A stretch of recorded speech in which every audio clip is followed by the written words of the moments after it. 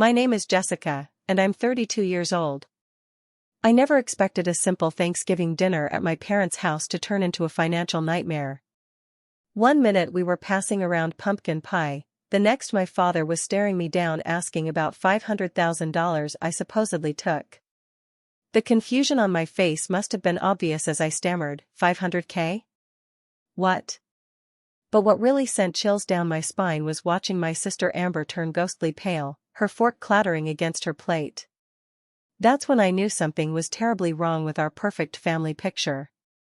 If you're watching this video, drop a comment letting me know where you're viewing from, hit that like button, and subscribe to hear how I uncovered a web of family secrets that changed everything.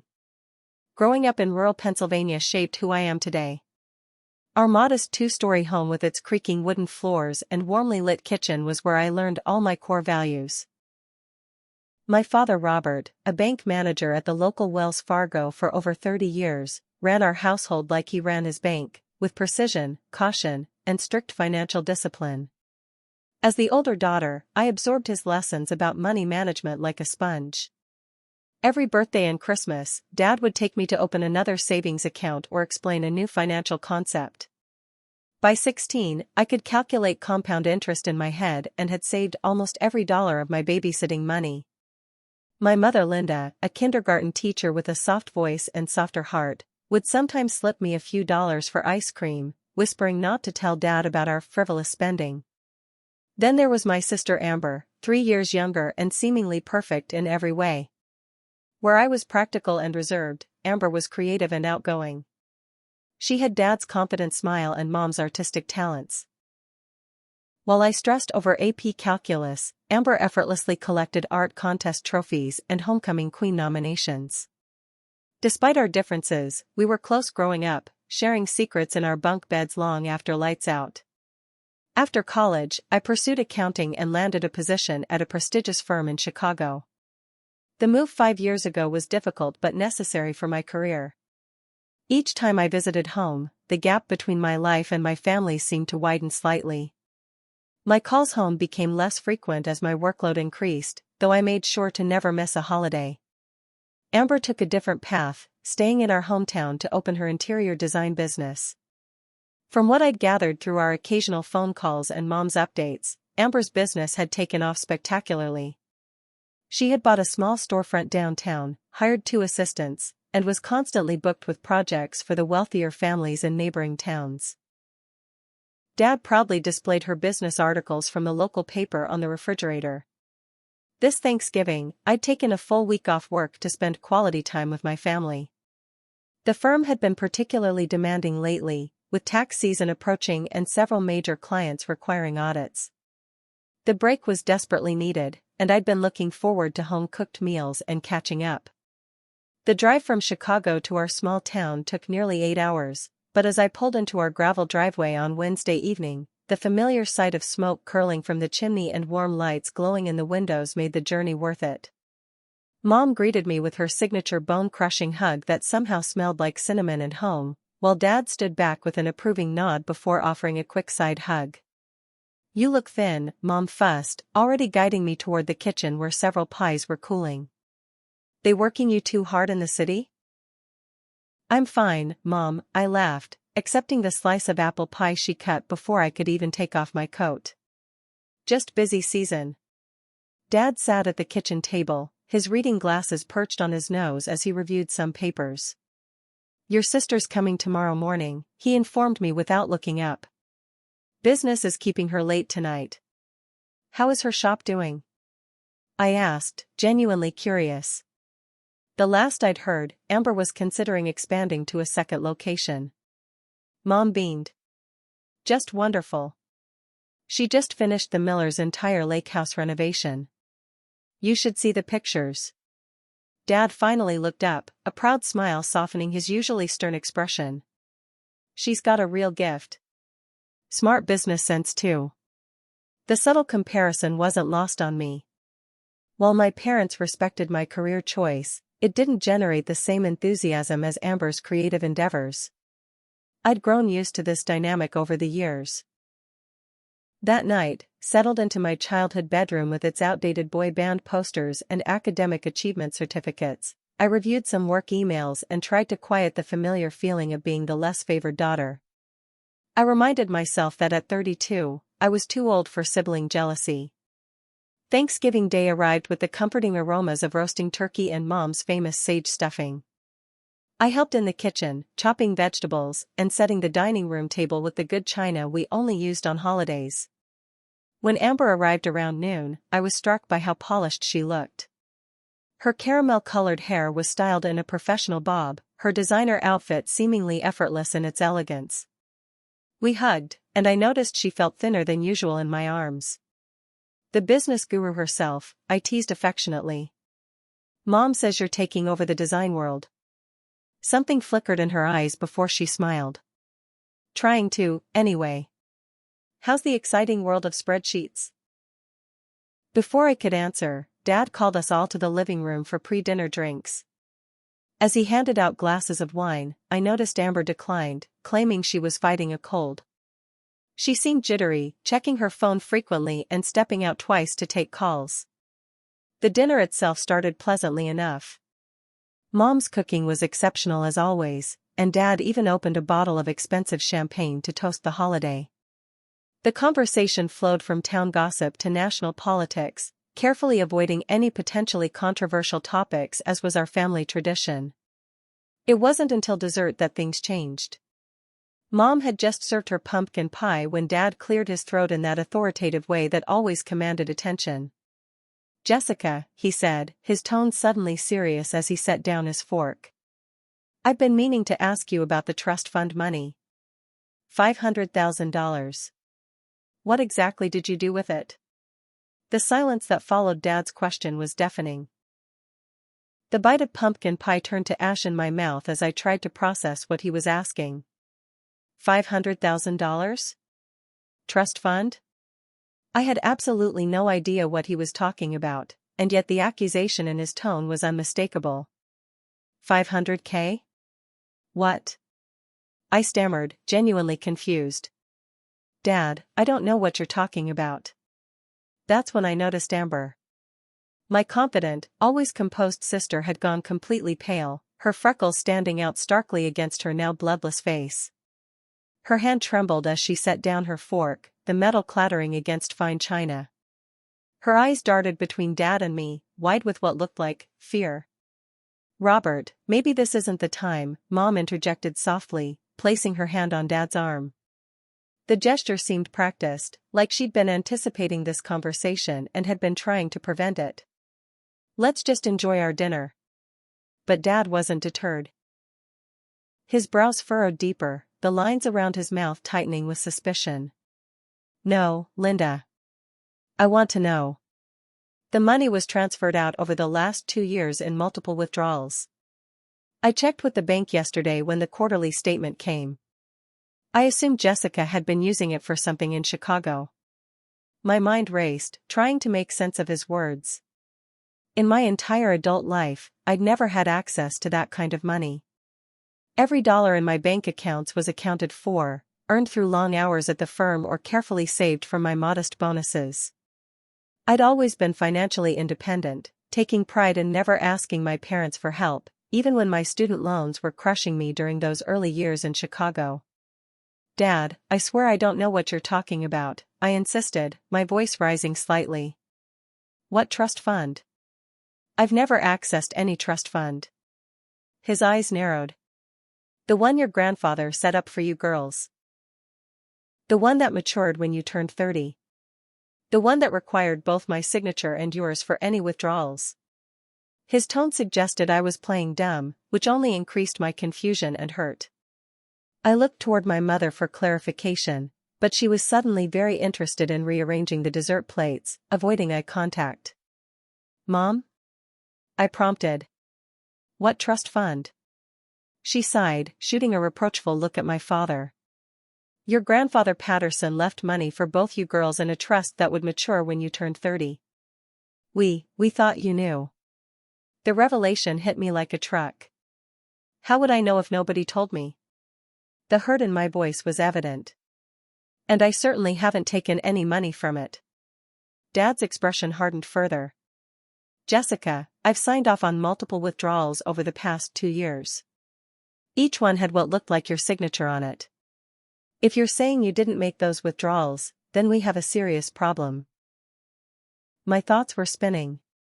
Not only had my parents kept the existence of a substantial inheritance secret from me, but now my father was essentially accusing me of lying about accessing it. The injustice of the situation made my chest tight with anger and confusion. Check your records again, I said firmly. I've never signed anything related to a trust fund. I didn't even know it existed until literally right now. The tense silence was broken by the sound of a chair scraping back. Amber had stood up abruptly, her napkin falling to the floor. I don't feel well, she mumbled, not meeting anyone's eyes. I think I need to lie down.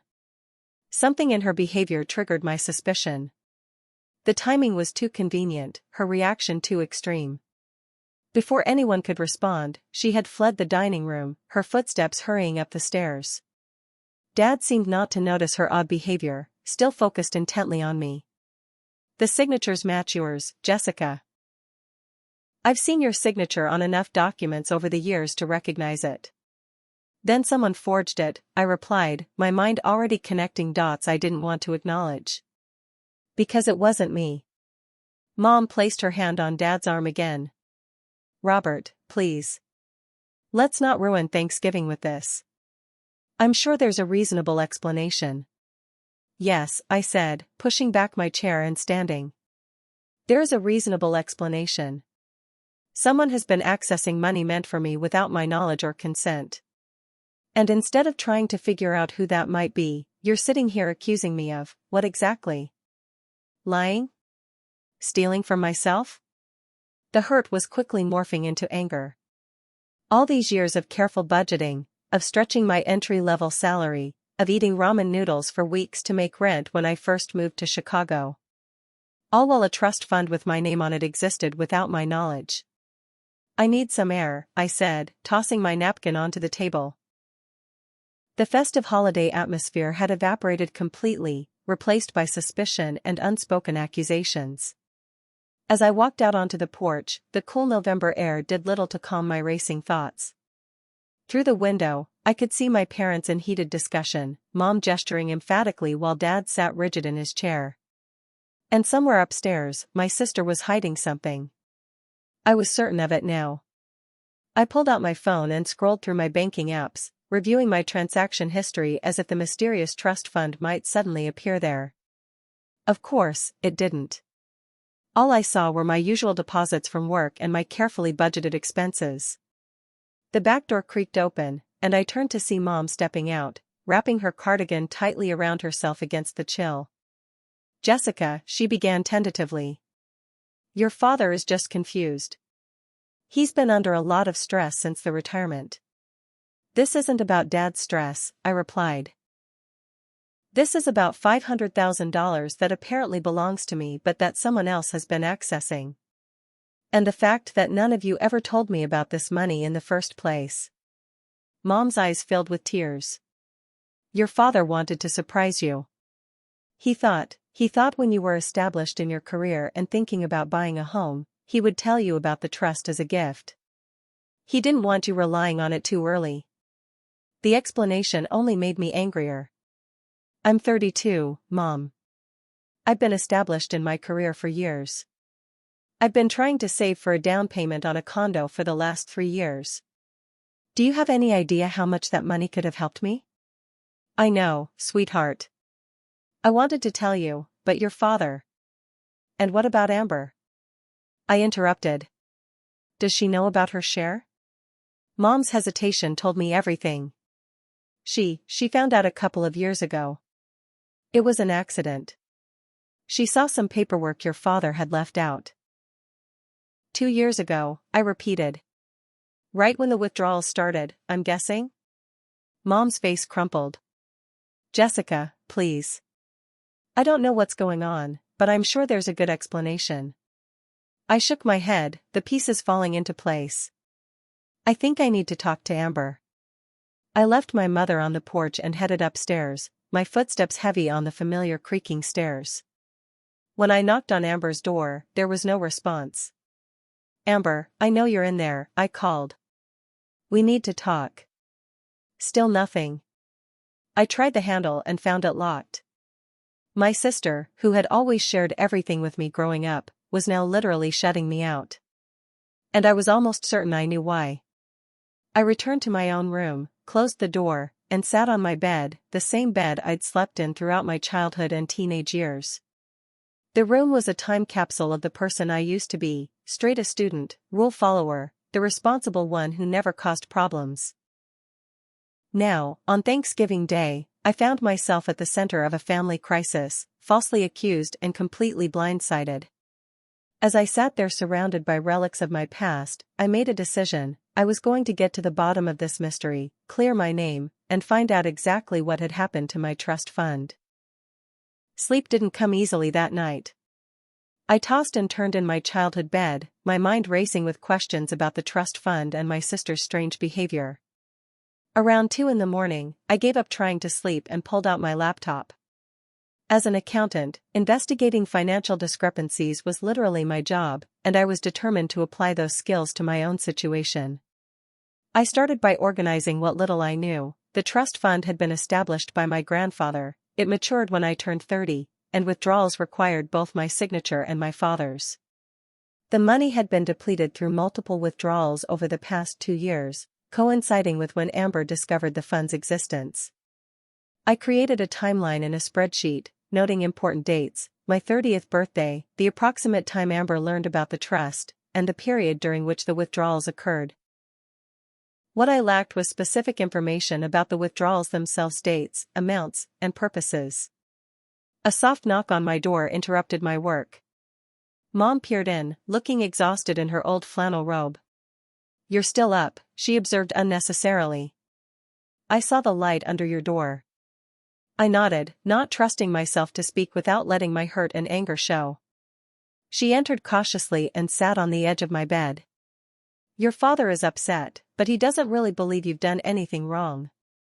He's just confused. He specifically accused me of taking money I didn't even know existed," I pointed out. "That feels pretty wrong to me." Mom sighed, her shoulders sagging. "It's complicated, Jessica. The bank called him about some irregularities with the trust account. They mentioned your signatures might not be consistent." My head snapped up. So the bank already suspected forgery? And Dad still accused me instead of considering that possibility? "He doesn't think clearly when he's stressed," Mom said weakly. "The retirement has been hard on him. He's not used to not being in control." I bit back a sarcastic response. "Mom, I need to know everything about this trust. When was it established? How much was it originally? When exactly did the withdrawals start?" She shook her head. "I don't handle the finances, you know that. Your father keeps all that information in his office files." His office, a small converted den at the end of the hall, was Dad's sanctuary, a place we were rarely allowed to enter growing up. It contained his important papers, work documents, and financial records. "I need to see those files," I said firmly. "Jessica, you can't just go through your father's private papers." "Someone has stolen my money using a forged signature," I replied. "I think that gives me the right to investigate." Mom wrung her hands anxiously. "Just wait until morning. Talk to your father calmly. I'm sure you can sort this out."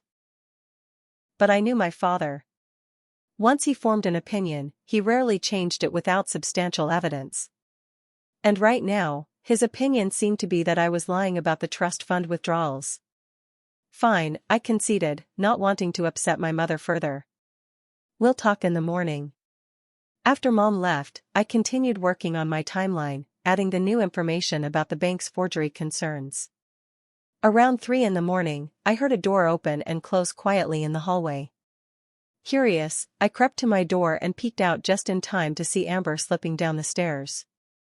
I followed silently, careful to avoid the steps I knew would creak. From the bottom of the staircase, I watched as my sister entered the kitchen, picked up the landline phone, and dialed a number, her back to me.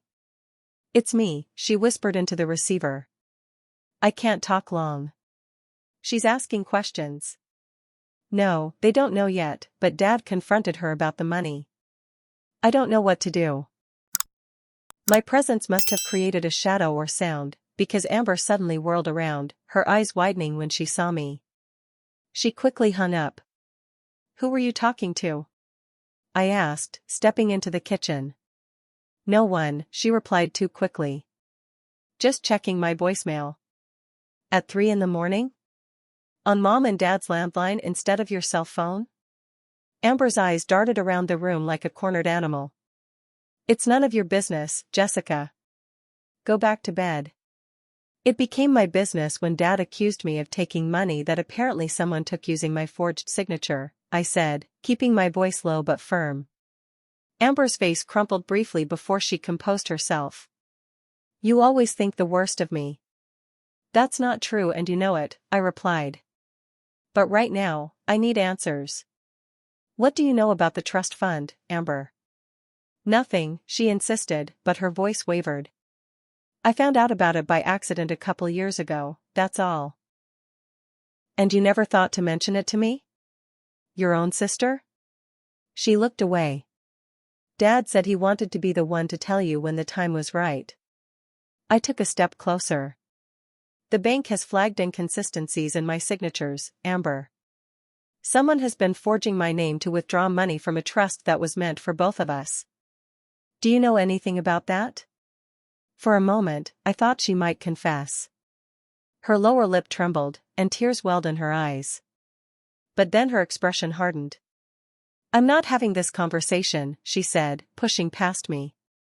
You come home once or twice a year and suddenly think you know what's going on in everyone's lives? You don't know anything, Jessica. She stormed back upstairs, leaving me alone in the dark kitchen. Her reaction only confirmed my growing suspicion that Amber was somehow involved in the missing money. Unable to return to sleep and determined to find answers, I made a decision. I quietly made my way to Dad's office, feeling like a teenager breaking rules, and tried the door. To my surprise, it was unlocked. The small room smelled of leather and old paper. Dad's desk was meticulously organized, with files arranged in precise stacks. The filing cabinet against the wall was where he kept important family documents, birth certificates, insurance policies, and financial records. I felt a twinge of guilt as I pulled open the drawer labeled financial, but I pushed it aside. This was about clearing my name and uncovering the truth. After 20 minutes of careful searching, I found a folder labeled Patterson Trust. Inside were bank statements, legal documents establishing the trust, and withdrawal forms spanning the past 2 years. My hands trembled as I read the trust details. My grandfather had indeed set up separate trusts for Amber and me, each containing $500,000, to mature when we turned 30. The terms stated that withdrawals required both the trustee's signature, my father, and the beneficiary's signature, me or Amber, respectively. The bank statements confirmed what Dad had said: withdrawals from my trust had depleted the entire amount over 8 separate transactions. I examined the withdrawal forms closely, my heart sinking as I recognized what appeared to be my signature on each one. But something was off. The signatures were close to mine, but certain letters were formed slightly differently. Someone had done a good job imitating my handwriting, but it wasn't perfect. The dates of the withdrawals caught my attention. The first one, for $75,000, occurred just 2 weeks after Mom said Amber had discovered the trust. Another withdrawal for $120,000 coincided with the purchase of Amber's new storefront. A $60,000 withdrawal matched the timing of her new car purchase last year. I took photos of all the documents with my phone, then carefully returned everything to its original place. As I was about to leave the office, a business card tucked into the side of Dad's desk calendar caught my eye. It was from a bank investigator named Michael Reynolds, with a handwritten note: "Call me regarding the Patterson Trust signatures." So the bank was actively investigating potential fraud, yet Dad had still jumped to accusing me. The hurt and betrayal deepened. I returned to my room with my evidence, adding the new information to my timeline. The picture was becoming clearer, and it wasn't pretty. My sister had apparently been systematically draining my trust fund for the past 2 years, using forged signatures to access money I didn't even know existed. As dawn broke, I finalized my list of transactions and their corresponding dates. I now had concrete evidence to present to my father and clear my name. But the thought of confronting my family with this evidence filled me with dread. This wasn't just about missing money anymore, it was about broken trust and family deception on multiple levels. With a heavy heart, I prepared myself for the difficult conversation that would forever change our family dynamics. The next morning, I came downstairs early, clutching my phone with its photographic evidence. Mom was already in the kitchen making coffee, the dark circles under her eyes suggesting she'd had as little sleep as I had. "Good morning," she said tentatively, offering me a cup. I accepted the coffee but remained standing, too anxious to sit. "Is Dad up?" "He's in the shower." "Jessica, about yesterday." "I found the trust documents," I interrupted, my voice calm but firm. "I know everything." The color drained from Mom's face. "You went into your father's office?" "I had to." No one was giving me straight answers. The sound of footsteps on the stairs halted our conversation. Dad appeared in the kitchen doorway, already dressed in his usual weekend attire of pressed khakis and a button-down shirt. He paused when he saw my expression. "We need to talk," I said, setting my coffee down. "All of us, including Amber." Dad's posture stiffened. "If this is about yesterday, it's about the trust fund, the forged signatures, and the bank investigator who's looking into it," I said, watching his reaction carefully. "The investigator whose card is sitting on your desk, Dad." Surprise flickered across his face, followed by resignation. "You went through my office." "Yes, I did," I admitted without apology. "And I found evidence that someone has been systematically emptying my trust fund using forged signatures for the past 2 years. Mom sank into a chair, her hand covering her mouth.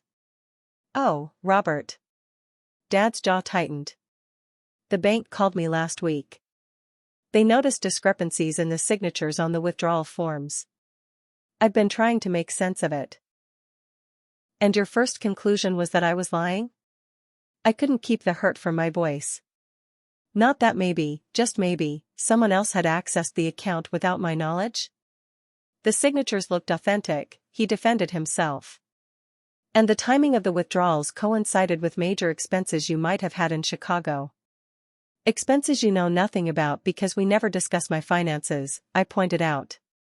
"Because you never told me about this money in the first place." The sound of the front door closing caught our attention. Through the kitchen window, I saw Amber hurrying toward her car, an overnight bag slung over her shoulder. "She's leaving," I said, already moving toward the door. "Amber!" I called out, running onto the porch. "Amber, stop." My sister froze beside her car, keys in hand. Her face when she turned to me was a mask of guilt and fear. Dad had followed me outside. "Amber? What's going on?" For a moment, no one spoke. Then I broke the silence. "The withdrawals from my trust fund match up with your major purchases over the past 2 years, Amber. The storefront, the car, the house renovations. Did you think no one would notice?" Amber's chin trembled. "You don't understand. You weren't here. You were off in Chicago living your perfect life while I was trying to keep everything together here. What does that have to do with taking my money?" I demanded. Dad stepped forward, confusion written across his face. "Amber, what is she talking about?" Amber's composure cracked. "I needed the money, Dad. The business was failing. I was going to lose everything." The confession hung in the air like a thunderclap. Mom had joined us on the porch, her hand clutching the doorframe for support. "Your business is failing?" Dad asked, his voice hollow with disbelief. "But the newspaper articles, the clients." "All smoke and mirrors," Amber said bitterly. "The business hasn't been profitable for years. I've been keeping up appearances because I couldn't bear to disappoint you." "So you stole from your sister instead?" I asked incredulously. Amber's eyes flashed. I borrowed the money. I was going to pay it back. By forging my signature? Without even telling me? I didn't have a choice. Amber cried. My business partner Thomas was embezzling funds. By the time I discovered it, we were deeply in debt. He threatened to blame everything on me if I went public. Dad looked stricken. Why didn't you come to us? We could have helped. How, Dad? Your retirement savings wouldn't cover a fraction of the debt. And you've always been so proud of my success. I couldn't bear to tell you I'd failed. The pieces were falling into place: the late-night phone call, her increasingly lavish lifestyle despite a supposedly modest business income, the panic when Dad mentioned the trust fund at dinner. So you forged my signature to access my trust fund, I said, the betrayal cutting deep. Money I didn't even know existed. Amber couldn't meet my eyes. I was desperate. Thomas had left town, leaving me with all the business debts. Clients had paid for work that was never completed. I was facing potential lawsuits, bankruptcy, maybe even criminal charges for fraud. And your solution was to commit actual fraud with my trust fund? I was struggling to comprehend the magnitude of her deception. I thought I could fix everything before anyone found out, Amber said, her voice small. The first withdrawal was just to cover immediate debts. But then there were more problems, more expenses. It spiraled. Mom was openly weeping now. Oh, Amber, why didn't you tell us the truth? Because Jessica is the successful one, the responsible one, Amber said with sudden bitterness. I'm just the creative one who stays in town and makes everyone proud with her cute little business. I couldn't be the failure too. The jealousy and resentment in her voice shocked me. All these years, I'd thought Amber was the favored child, the one who could do no wrong in our parents' eyes. I'd never imagined she felt inferior or in my shadow. This isn't about our relationship, Amber, I said, trying to stay focused on the immediate issue. This is about you stealing $500,000 using forged documents. Dad had gone pale. The bank investigator, he suspects fraud. He's been asking questions about the signatures. Because they are fraudulent, I said firmly. Amber forged my name to steal my inheritance. I was going to pay it back, Amber insisted again, tears streaming down her face. I've been working on a plan to rebuild the business legitimately. I just needed time. Time won't change the fact that you committed fraud, I pointed out. The bank is already investigating. This isn't just going to go away.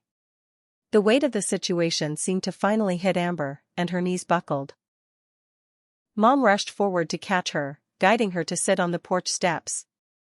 What happens now? Mom asked, her voice trembling. I looked at my sister, huddled and broken on the steps, then at my father, whose world was crumbling before his eyes. The anger and betrayal I felt were real and justified, but seeing my family in such distress brought no satisfaction. I don't know, I answered honestly. But we need to deal with this properly. No more secrets, no more lies. Dad nodded slowly, the proud, authoritative man suddenly looking old and defeated. I'll call the bank investigator.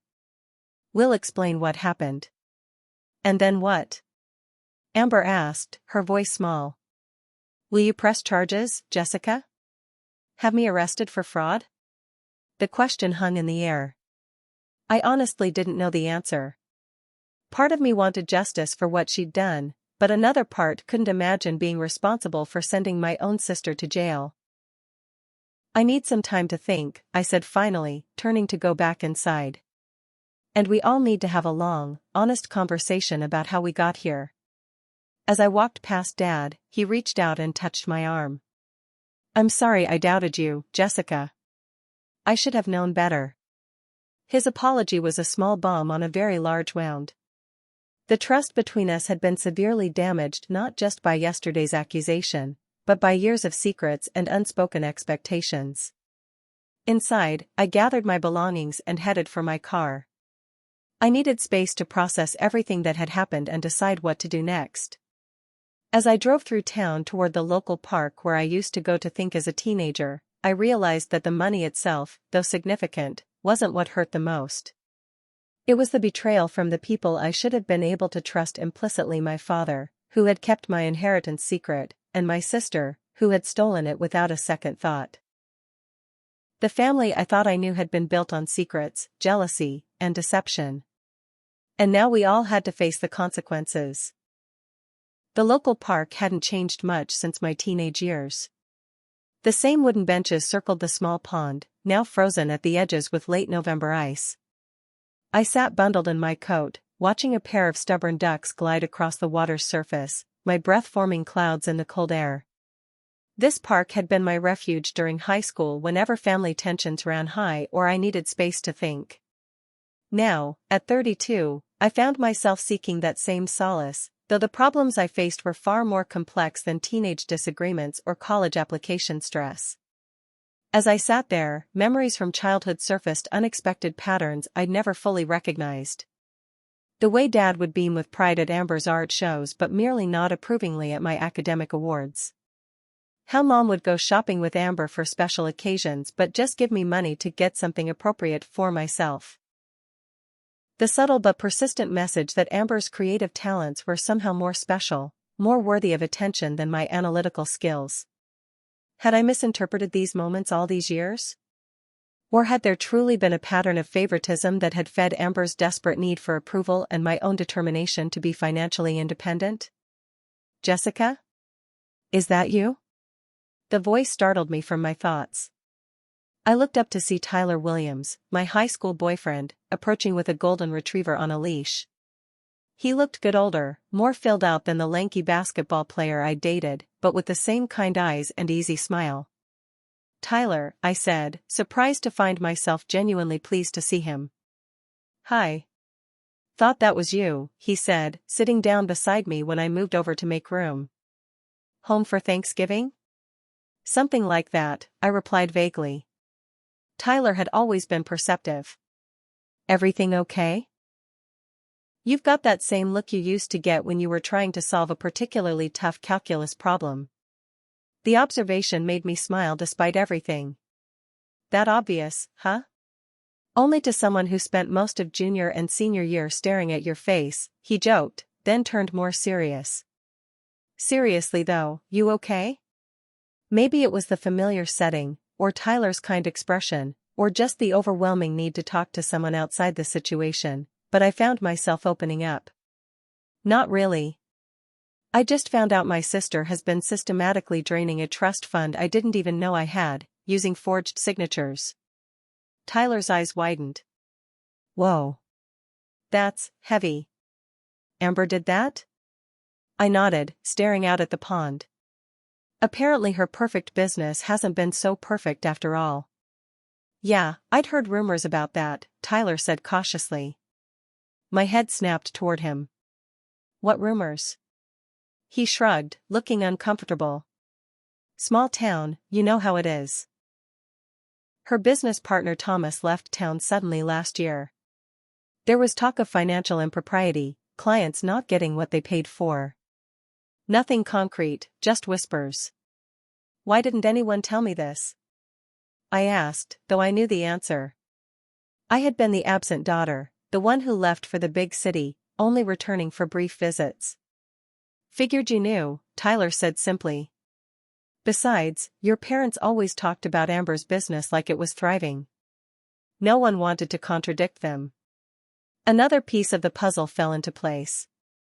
My parents, especially my father, had been complicit in maintaining the illusion of Amber's success, perhaps without even realizing the extent of her deception. "Do you know anything specific about Thomas leaving?" I asked. Tyler hesitated. "My cousin hired them to redesign her restaurant last year. Paid a big deposit up front, but the work was never completed.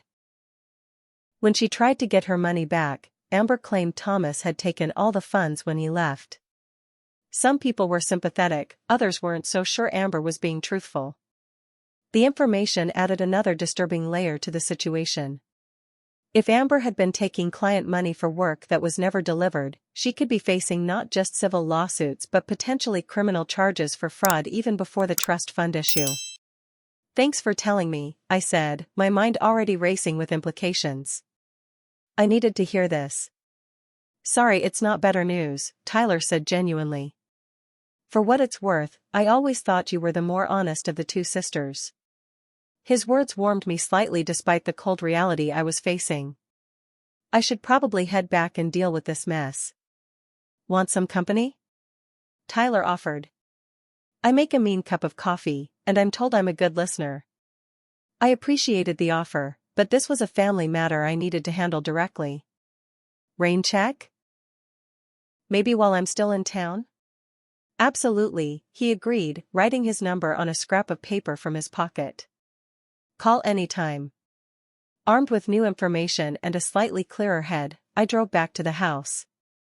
The family confrontation needed to continue, but now I had more context for Amber's actions. Not that it excused them, but it helped me understand the desperation that might have driven her. When I arrived, the house was quiet.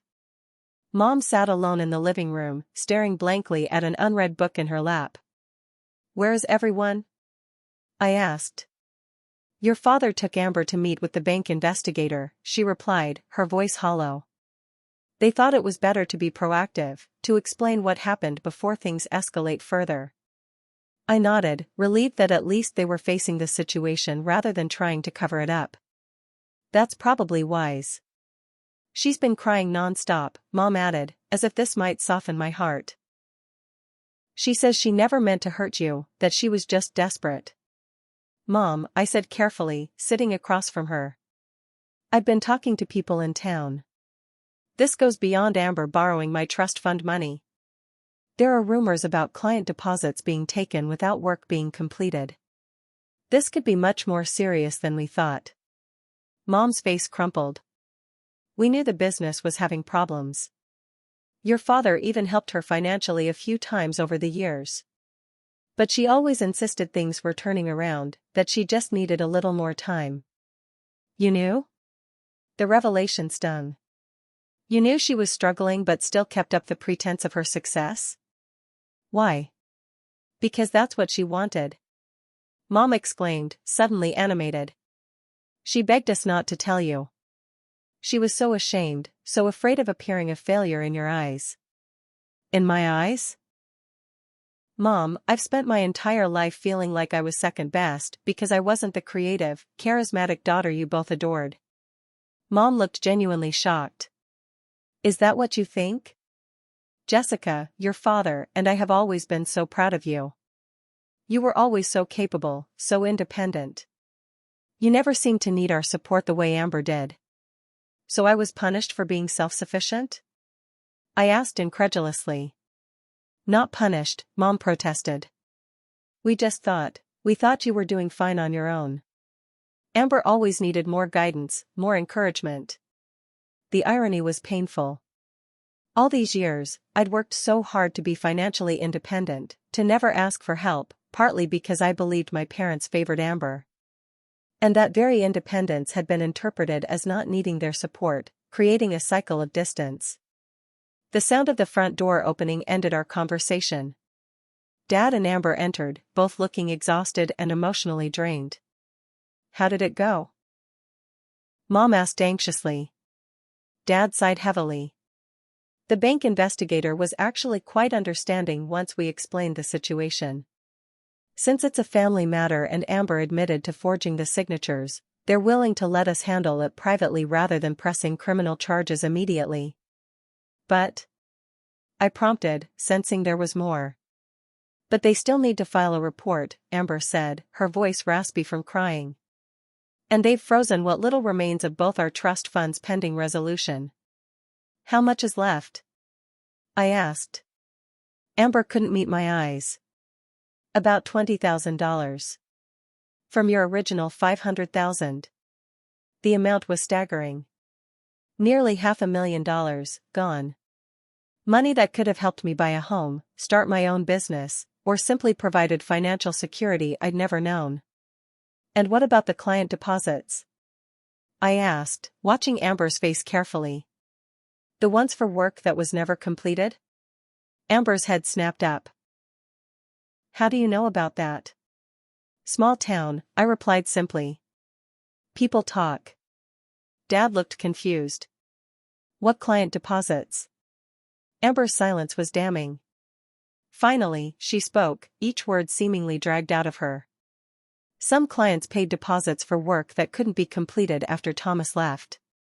I used some of that money to pay other debts. So this isn't just about the trust fund, I clarified. You've been misappropriating client funds too? I had no choice. Amber cried. Thomas left me with nothing. He emptied our business account before he disappeared. Clients were demanding refunds I couldn't provide. Suppliers were threatening legal action for unpaid invoices. It was all falling apart, and I couldn't let everyone see me fail. Dad had gone pale again. Amber, that's criminal fraud. I know, she whispered, tears flowing freely now. I know what I did was wrong. I was going to fix everything, I swear. I just needed time to turn things around. I looked at my sister, really looked at her, and saw not the confident, perfect daughter I'd always envied, but a desperate woman drowning in lies and deception of her own making. The anger I'd felt began to transform into something more complex, a mixture of disappointment, pity, and concern. This isn't something you can just fix, Amber, I said as gently as I could. These are serious legal issues. You need a lawyer, not just apologies. A lawyer, she repeated dully. I can't even afford to pay my rent next month, let alone a lawyer. Dad cleared his throat. We'll figure something out. This is still a family matter, and we'll handle it as a family. I raised an eyebrow. Even if that means mortgaging your home to pay for Amber's legal defense? Or to repay clients she defrauded? The question hung in the air. Dad and Mom exchanged a look I couldn't quite interpret. If necessary, yes, Dad said firmly.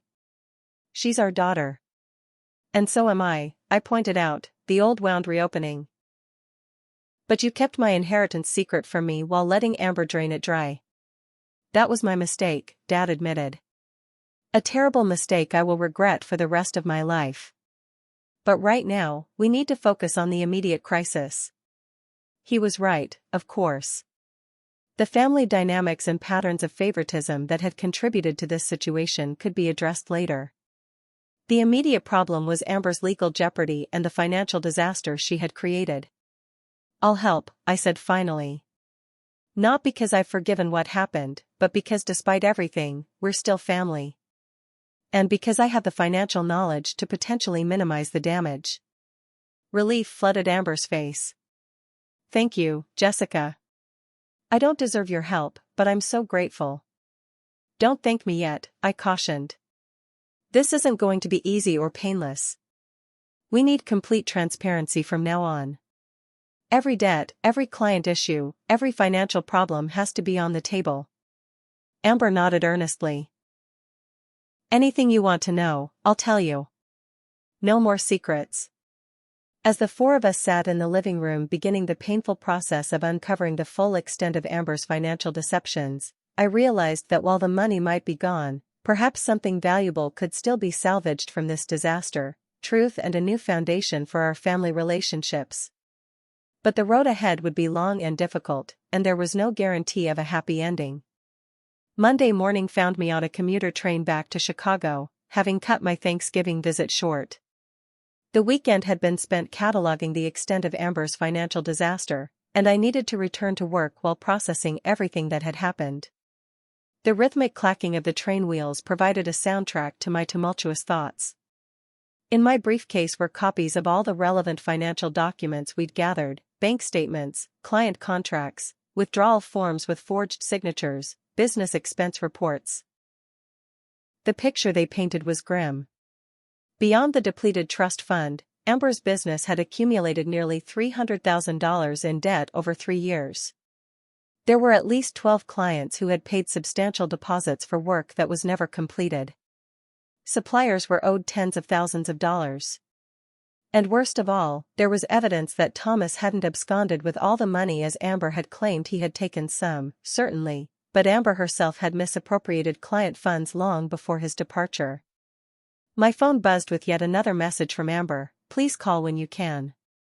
Dad is meeting with a lawyer today. I'm so sorry for everything. I didn't respond. The constant apologies were beginning to sound hollow, and I needed space to think clearly without the emotional pressure of my family's expectations. Back in my Chicago apartment, I tried to focus on work, but my mind kept returning to the trust fund and Amber's deception. The next few days passed in a blur of distraction. My colleagues noticed my unusual lack of focus, but I brushed off their concerns with vague references to family issues. On Wednesday evening, my phone rang with a call from a number I didn't recognize. Hello? Jessica? It's Tyler. Tyler Williams. Hope it's okay that I called. Your mom gave me your number. Despite everything, I found myself smiling. Tyler. Hi. It's fine. How are you holding up? Your mom mentioned you'd gone back to Chicago. I paused, realizing I was about to give my standard "I'm fine" response. Actually, I'm struggling. The situation is worse than I initially thought. Tyler's voice softened. Want to talk about it? I promise no small-town gossip will come from me. Something about his sincerity broke through my guards, and I found myself explaining the full extent of what we'd discovered about Amber's financial deceptions. That's a lot, Tyler said when I finished. I knew things weren't great with her business, but I had no idea it was that bad. Neither did I admitted. But there's something else. I found out her former business partner Thomas is in Milwaukee now. Apparently, he's been involved in similar situations before, using charm and promises to infiltrate businesses, then disappearing with money. How did you find that out? I'm an accountant, Tyler. Research is part of what I do. And once I started digging into Thomas Richardson's background, a pattern emerged. 3 different design businesses in 3 different states over the past decade, each ending with him leaving suddenly amid financial irregularities. Have you told Amber? Or your parents? I sighed. Not yet. I'm still processing it myself. If Thomas has a history of this behavior, it changes the narrative somewhat. Amber is still responsible for her actions, especially forging my signature, but she may also have been manipulated by someone who's done this before. That's important information, Jessica. It could help her case if legal proceedings start. He was right, of course. Despite my mixed feelings about Amber, I couldn't withhold information that might help her legal situation. I'll call them tomorrow, I promised. After hanging up, I stared at my phone for a long time before finally opening my email and sending a message to my boss requesting an emergency week of personal leave. Family crisis, I explained vaguely. To my relief, she responded quickly with approval and concern. The next morning, my phone rang again. This time it was my father, his voice uncharacteristically hesitant. Jessica? I hate to ask this, but we've had some developments here. My stomach tightened. What kind of developments? One of Amber's larger clients has filed a police report. They're alleging fraud over a $70,000 deposit for work that was never done. The news, while not entirely surprising, still hit hard. Has she been charged? Not yet, but the detective wants to interview her tomorrow. The lawyer thinks charges are likely. I closed my eyes, trying to stay calm. I found some information about Thomas that might help. He has a history of similar situations. It doesn't excuse what Amber did, but it shows she may have been targeted by someone who's done this before. Dad's voice lifted slightly. That could be helpful. The lawyer has been asking for any information about Thomas. But Jessica, there's something else. The hesitation in his voice alarmed me. What is it, Dad? I've had to take out a second mortgage on the house to pay for Amber's legal representation. And to start repaying some of the clients who are threatening legal action. The implications hit me immediately. My parents' retirement security, their home, the culmination of decades of my father's careful financial management, was now at risk because of Amber's actions. How much? I asked, dreading the answer. 200,000, he admitted. It was all the bank would approve. I felt physically ill. My parents were in their 60s, with limited earning potential ahead of them.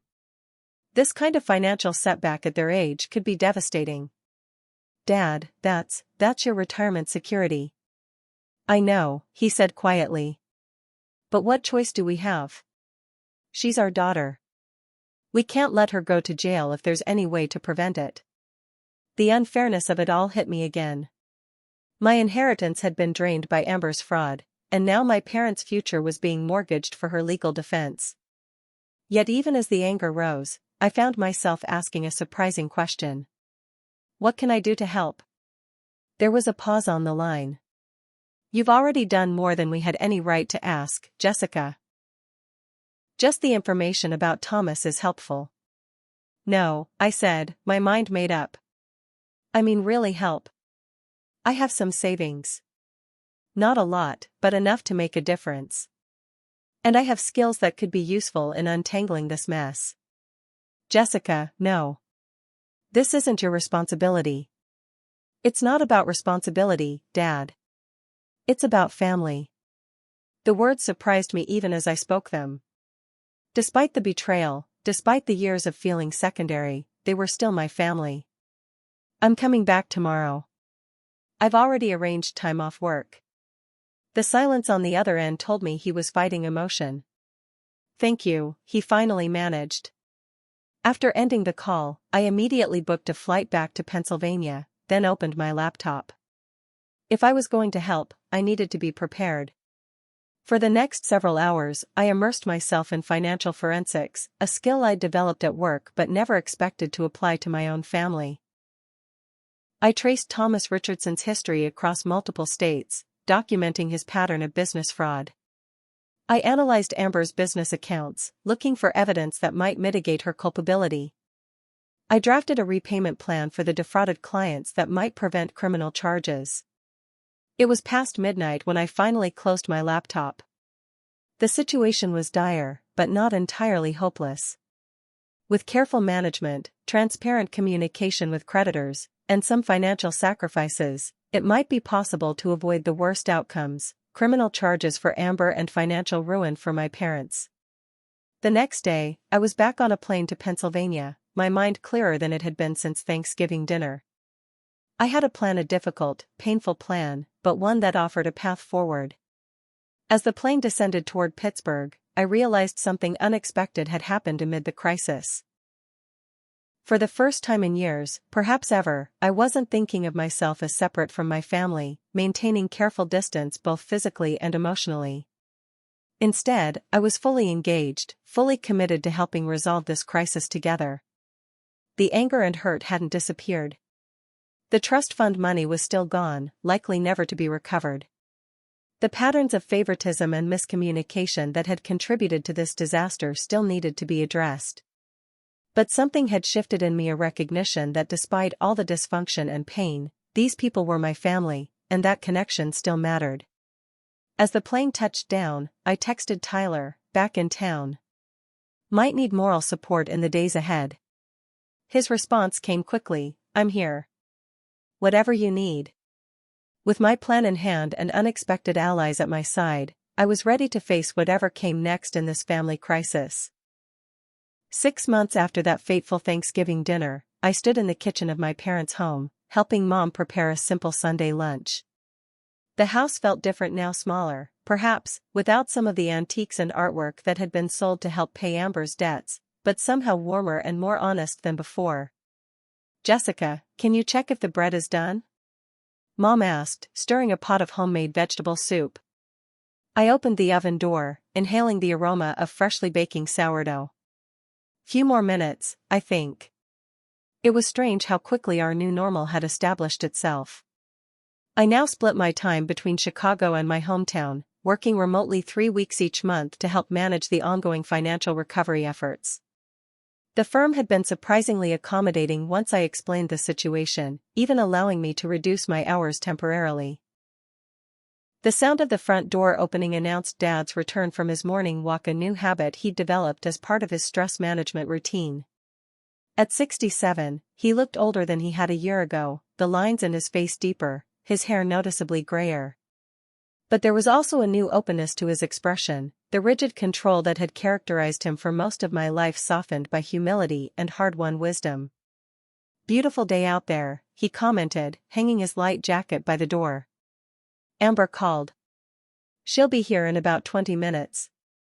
Mom nodded, her movements smooth and practiced as she set the table. We no longer used the formal dining room for family meals, preferring the cozier kitchen table. Another small change that somehow represented our larger transformation. The journey to this point had been grueling. The first few weeks after I returned from Chicago had been a blur of legal meetings, financial negotiations, and emotional confrontations. The detective investigating Amber's case had been initially skeptical of our cooperation, but the evidence I'd gathered about Thomas Richardson's history of similar scams had helped shift the focus of the investigation. While Amber couldn't escape responsibility for her actions, particularly forging my signature on the trust fund withdrawals, the prosecutor had eventually agreed to a plea deal, restitution to the defrauded clients, 2 years of probation, community service, and mandatory financial counseling. No jail time, provided all terms were met. The financial recovery plan I'd developed had been painful but effective. Amber had sold her house, moving into a small apartment above what remained of her design business, now restructured as a sole proprietorship with strict financial oversight. Every luxury item she'd acquired during her spending spree had been sold: the car, the designer clothes, the expensive furniture. My parents had taken the second mortgage on their home, using part of that money to begin repaying Amber's clients. I had contributed a significant portion of my savings to the effort as well, not because I felt obligated, but because it was the right thing to do for our family's overall stability. The most difficult aspect had been emotional rather than financial. Building new patterns of communication, establishing trust where it had been shattered, acknowledging the dysfunctional dynamics that had contributed to the crisis. These were ongoing challenges that required constant attention and effort. Family therapy, something my father would have dismissed as nonsense a year ago, had become a regular part of our lives. In those sessions, painful truths were spoken: my feelings of being less favored than Amber, Amber's desperate need for approval and fear of failure, Mom's conflict avoidance, Dad's rigid expectations and secretiveness about financial matters. "Penny for your thoughts," Dad said, interrupting my reflection. He was slicing cheese for the soup, a domestic task I'd never seen him perform before the crisis. "Just thinking about how much has changed," I replied honestly. "A year ago, I would never have imagined us like this." He nodded, understanding in his eyes. "For what it's worth, I like us better this way. More honest.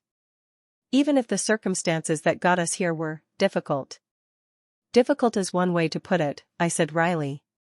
The doorbell rang, and Mom went to answer it. Amber entered, carrying a bouquet of flowers from the community garden where she volunteered as part of her community service. At 31, my sister looked different now too. Gone were the designer clothes and perfect makeup, replaced by simple jeans and a casual sweater. Her hair was pulled back in a practical ponytail, her face free of the mask of perfection she'd worn for so long. "These are from Mrs. Henderson's garden," she explained, handing the flowers to Mom. "She insisted I bring them for the table." Mrs. Henderson was one of Amber's former clients, one who had been particularly vocal about pressing charges when the fraud was discovered. Through a strange twist of fate, she now supervised Amber's community service hours at the garden and had gradually become something of a mentor to her. "They're beautiful," Mom said, arranging them in a simple glass vase. The crystal ones had been sold months ago. We settled around the kitchen table, passing soup and bread, engaging in the kind of ordinary family meal that had once been rare in our achievement-oriented household. "I met with the bankruptcy trustee yesterday," Amber reported, her voice steady. "The repayment plan is on track. 2 more clients have agreed to the settlement terms." "That's good news," I acknowledged. Despite everything, I was proud of how Amber had faced the consequences of her actions. No more excuses, no more deception. She was slowly rebuilding her life and her business with painful honesty. And I've been thinking, she continued, glancing at me nervously, about the trust fund money. The topic still carried emotional weight, though we'd discussed it extensively in therapy. What about it? I asked carefully. I know I can never fully repay what I took from you, Amber said. But I want to try. I've been setting aside 20% of everything I earn. It's not much yet, but it's a start. The gesture touched me. Amber, we've been through this. The legal agreement doesn't require you to repay me directly. This isn't about legal requirements, she insisted. It's about doing what's right. What I did was wrong, Jessica. So wrong. And while I can't change the past, I can try to make amends. Dad cleared his throat. Your sister's right, Amber. The agreement we all made covers the legal aspects. You need to focus on rebuilding your life, not on an impossible repayment that would take decades. But I want to, Amber said firmly. Even if it's just symbolic, even if it's just a small amount each month. It matters to me. I studied my sister's face, seeing the genuine remorse and determination there. How about this? Instead of giving the money directly to me, put it toward Mom and Dad's mortgage. They took on that debt because of this situation, and they're the ones who need the financial security most at their age. Amber considered this, then nodded. That makes sense. If you're sure? I'm sure, I confirmed. My finances are stable.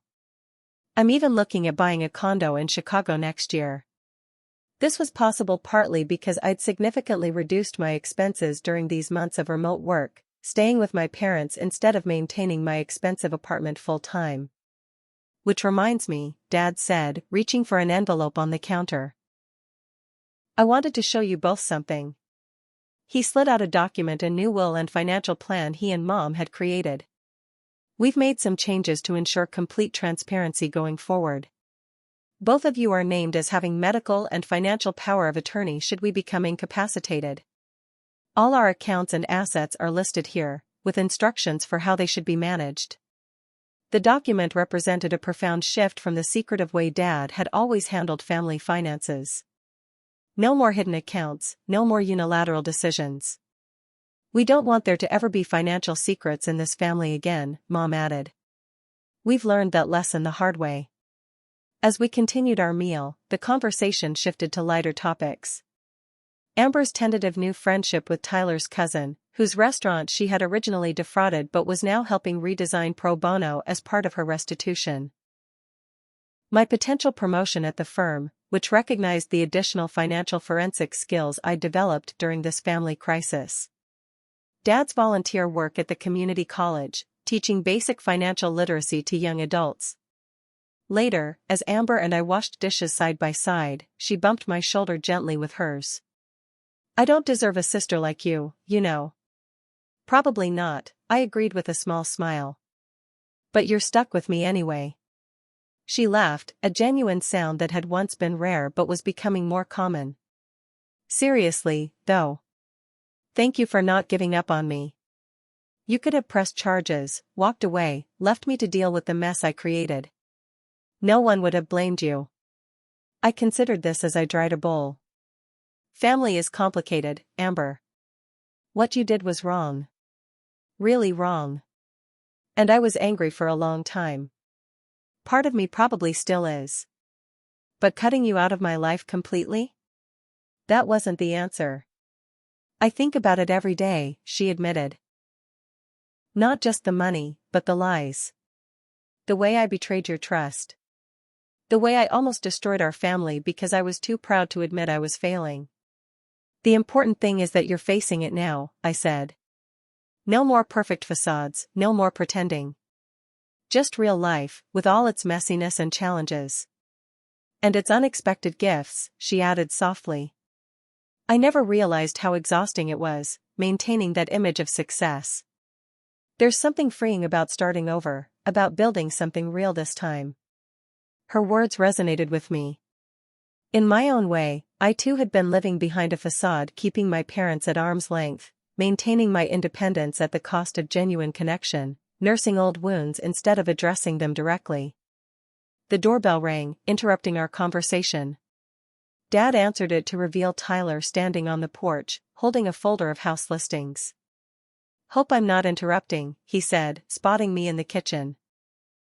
"Jessica mentioned she wanted to look at some property options while she's in town this week." Over the past months, Tyler and I had reconnected in a way I hadn't anticipated. What started as friendly support during the crisis had gradually evolved into something more, though we were taking things slowly, conscious of the geographic complications. "Perfect timing," I assured him, drying my hands. "We just finished lunch." As I gathered my jacket, I caught my mother watching me with a soft expression I couldn't quite interpret. "What?" I asked. "Nothing," she said, smiling. "Just, it's nice to see you happy, despite everything." Her observation surprised me, but I realized it was true. Despite the financial losses, despite the betrayal and painful revelations, I had found something valuable through this ordeal: authentic relationships with my family, a new level of self-awareness, and perhaps even the beginning of a promising new relationship. As Tyler and I walked through town looking at potential small investment properties, one of the silver linings of the crisis had been developing my real estate investment knowledge. I reflected on the journey of the past 6 months. The trust fund money was gone, unlikely to ever be fully recovered. My parents' retirement would be more modest than they had planned. Amber's reputation in our small town had been severely damaged, requiring years of consistent effort to rebuild. These were real, tangible losses that couldn't be dismissed. Yet something had been gained as well: a family that communicated honestly, that acknowledged its flaws and worked together through difficulties. Parents who had abandoned their rigid expectations and secretive habits. A sister who had faced her failures and was rebuilding her life with integrity. And for me, a new understanding of what family truly meant: not perfect people who never failed, but imperfect humans who were willing to grow, to forgive, to start again when necessary. As we walked past the town square, Tyler took my hand casually, his fingers warm against mine in the cool spring air. "You know what's remarkable about you, Jessica?" he asked suddenly. "My stunning mathematical abilities?" I joked. He smiled. "Your capacity for rebuilding. Not just financial plans or business structures, but relationships. Family bonds. Trust, even after it's been broken. That's rare." His observation made me pause. I'd never thought of myself that way before, as someone with the ability to rebuild rather than simply walk away from damage. "I'm still learning," I admitted. "Some days are harder than others." "That's what makes it meaningful," he pointed out. "If it were easy, it wouldn't matter so much." As we continued our walk, discussing property values and investment potential, I reflected on the question that had haunted me during the darkest days of the crisis: was family worth the pain, the betrayal, the hard work of reconstruction? 6 months ago, I might have said no. Today, watching the spring sunshine illuminate my hometown in a way I'd never fully appreciated before, I found myself leaning toward yes. Family, I was learning, wasn't what I had always thought it was: about perfection or performance or maintaining appearances. It was about showing up, even when it was difficult. About honesty, even when the truth was painful. About forgiveness, not as a gift freely given, but as a process worked for and earned through genuine change. The money was gone, but something more valuable had taken its place: a family built on truth rather than illusion. And that, I was beginning to believe, might be worth more than $500,000 after all. Have you ever had to rebuild trust after it was broken? Share your experience in the comments below, and don't forget to like and subscribe if this story resonated with you. Remember, sometimes our greatest growth comes from our most painful experiences. Thank you for listening to my journey, and I hope it brings some comfort if you're facing family challenges of your own.